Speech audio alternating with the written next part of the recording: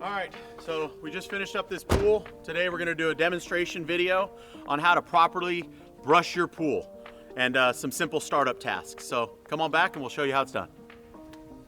Okay, so we just did the plaster yesterday on this pool.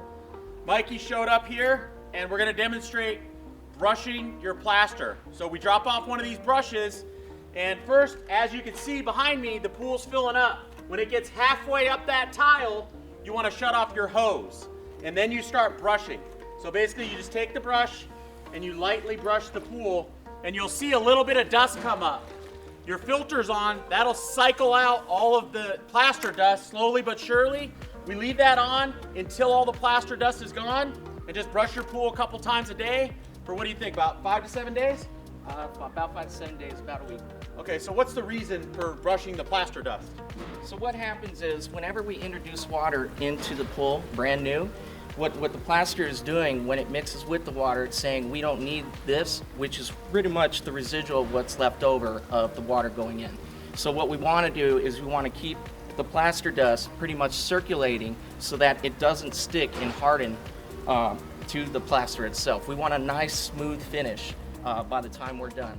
That's good. So if they have any rough spots, if they notice, they can kind of brush those a little bit more, right?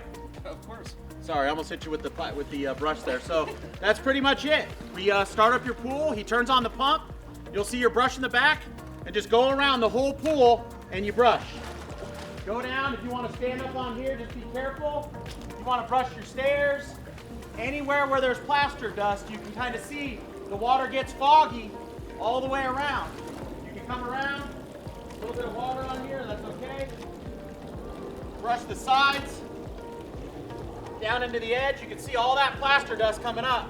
Just go around the whole pool and brush up all the plaster dust. It'll go through the filter and it'll filter it all out.